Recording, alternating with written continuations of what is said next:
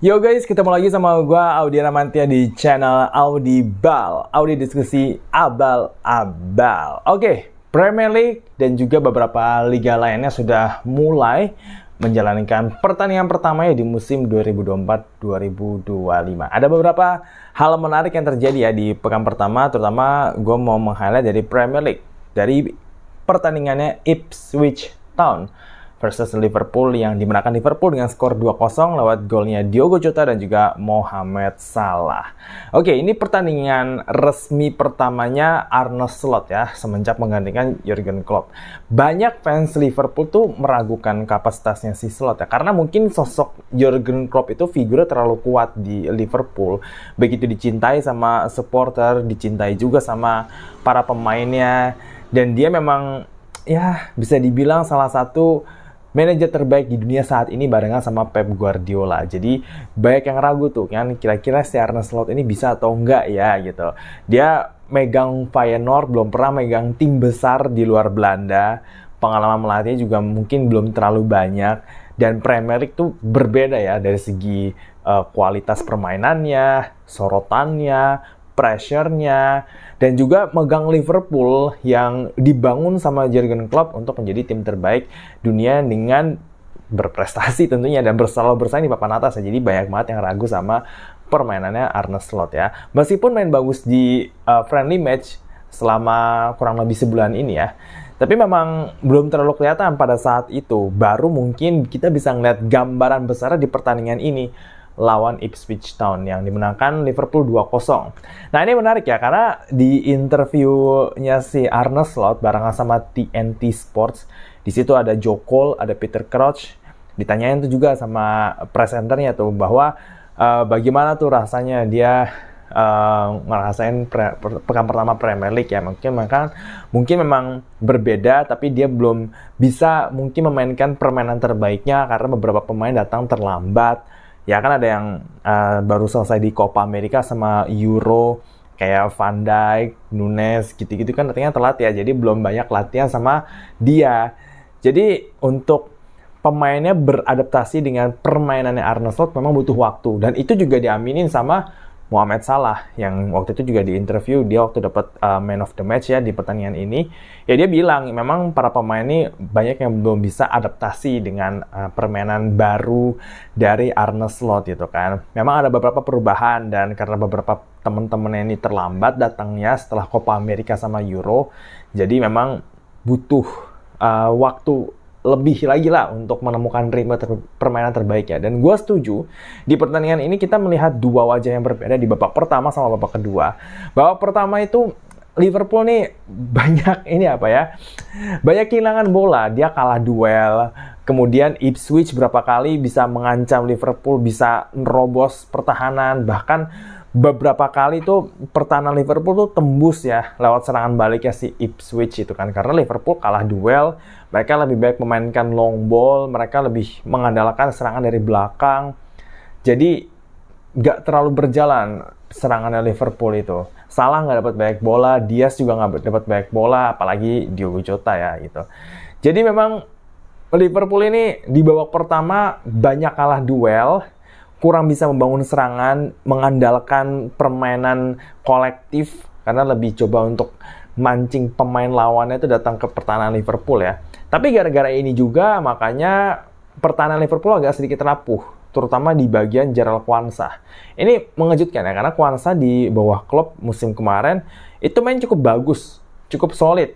Dia juga tenang dalam bawa bola ya kan, tapi di pertandingan kemarin itu dia benar-benar kagok, dan berapa kali Ipswich itu memanfaatkan celah yang ditinggalkan sama Quansah itu untuk mengancam gawangnya Liverpool. Tapi untungnya nggak kebobolan sih. Cuma alhasil dia diganti di babak kedua, ya kan? Diganti sama Ibrahima Konate. Dan lu tahu, Quansah ini akhirnya jadi trending di Twitter. Gue juga nggak ngerti kenapa ya. Rupanya alasannya dia trending itu karena waktu Diogo Jota cetak gol pertamanya Liverpool, itu Quansah nggak bergerak sama sekali. Mukanya manyun aja. Mukanya manyun gitu kan, kayak seakan-akan dia tuh ngambek gitu, diganti. Rupanya nggak ada masalah fitness, kebugaran dari Quansah. emang itu tactical reason diganti. Karena di interviewnya Arne Slot bareng sama TNT, ditanya sama presenternya, lu ngeganti Kwanzaa itu karena tactical reason? Arne Slot cuma bilang, ya. Jadi dia nggak pakai bahasa basi banget ya, itu diganti emang buat tactical reason itu. Dan memang Kwanzaa menjadi salah satu pemain yang cukup banyak kalah dalam berduel sehingga dimanfaatkan celahnya nih sama pemain Ipswich. Ya mungkin ini harsh ya untuk pemain semuda dia digantikan babak pertama karena tactical reason gitu. Biasanya kan kalau center back ini kan kalau nggak cedera dia nggak diganti sampai pertandingan selesai, atau mungkin digantilah tapi udah pas menit-menit 80-an, 85-an atau injury time baru diganti gitu. Nah, ini langsung diganti loh. Babak kedua masuk langsung Konate masuk. Kwanzaa ditarik keluar. Jadi buat pemain semuda dia digituin gitu sama pelatih baru nih. Mungkin dia shock kali ya. Makanya dia nggak bergeming sama sekali tuh waktu Diogo Jota cetak gol. Anyway, memang itu yang harus dilalui untuk main di klub sebesar Liverpool, harus menerima hal-hal seperti ini ya. Kalau lu main jelek, ya lu diganti. Simple banget kan. Oke, dan di babak kedua Liverpool lebih bermain lewat bawah, mengandalkan lini tengahnya, dan gua rasa nih ya, line up Liverpool yang masang Gravenberch sama McAllister di bagian pivot, di mana Gravenberch sama McAllister tuh saling ganti-gantian ngisi gitu. Karena Gravenberch bukan gelandang bertahan murni, dia gelandang box to box. Begitu juga dengan McAllister, dia asalnya gelandang serang kan, tapi dia juga bisa main box to box. Nah, mereka tuh gonta-ganti tuh. Kalau Gravenberch ke depan, McAllister di tengah. Kalau McAllister ke depan, Gravenberch di tengah. Dan gue ngelihat Szoboszlai itu lebih hidup di babak kedua ini. Dia lebih banyak ngasih delivery, ngasih bola. Dia nggak banyak main ke belakang. Nah, musim kemarin Szoboszlai itu banyak banget turun ke belakang, turun terlalu dalam dia ke lini pertahanan. Sehingga dia tuh sering banget salah passing gitu. Dia sering banget salah passing, salah posisi, ya kan, kehilangan bola atau salah ngoper, akhirnya direbut sama lawan, kayak waktu lawan Atalanta kan kayak begitu. Nah, sebetulnya di pertandingan ini dia lebih ke depan dan dia lebih ngelebar ke kanan. Lebih ngelebar ke kanan, McAllister lebih ngelebar ke kiri. Jadi ada dua poros gitu di lini tengah. Di sini nih ada Diaz sama McAllister, di sini ada Salah sama Szoboszlai. Nah, Diogo Jota itu lebih free ke depan. Dia nggak yang stay di kotak penalti banget, karena Jota ini bukan tipikal striker center forward yang stay di area kotak penalti, dia lebih mobile. Jadi si Jota ini bisa ke kanan, bikin kombinasi sama Salah sama Szoboszlai, atau dia ke kiri bareng sama Diaz dan McAllister. Gravenberch tetap di tengah.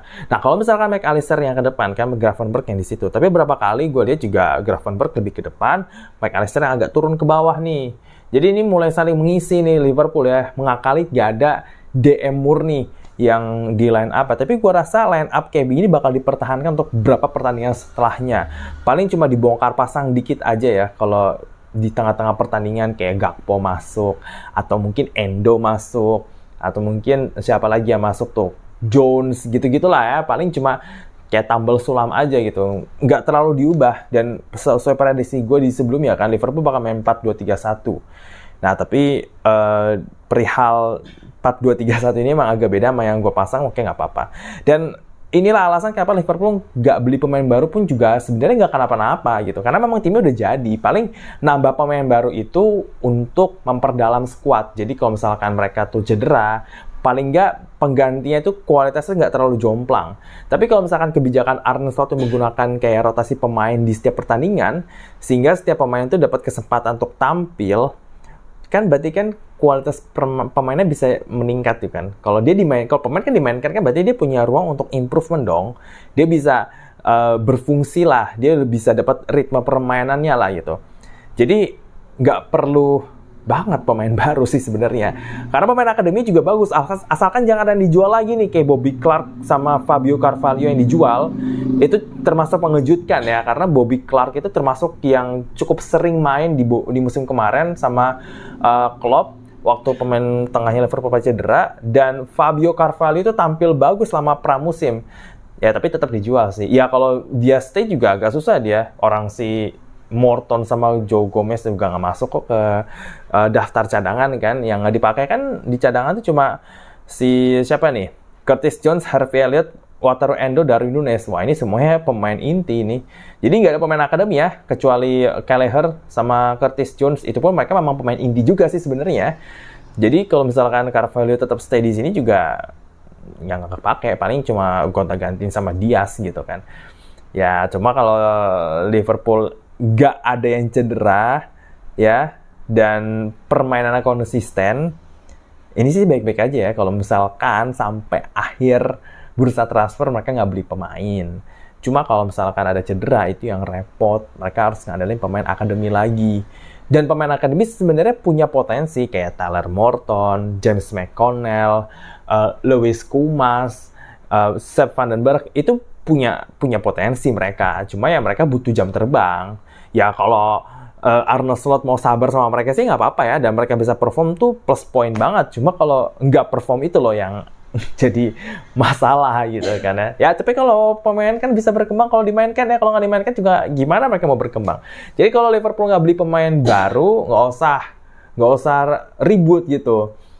Karena emang tim ini udah jadi, asalkan mereka nggak jual pemain lagi, udah titik. Yang penting jangan dijual, siapapun itu. Atau kalau mungkin kalau mau dijual ya jual aja tuh si Joe Gomez atau si Mikas gitu. Katanya mau beli Gonzalo Inacio kan.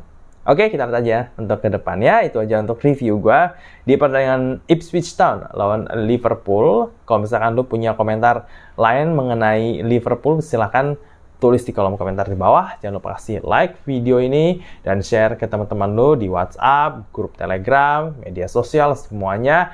Ayo share supaya kita bisa berdiskusi lebih baik lagi mengenai sepak bola. Jangan lupa untuk subscribe channel Audible, nyalain loncengnya supaya dapetin notifikasi saat gue update video baru. Kita ketemu lagi di video selanjutnya. Gue Damantio, bye-bye, ciao.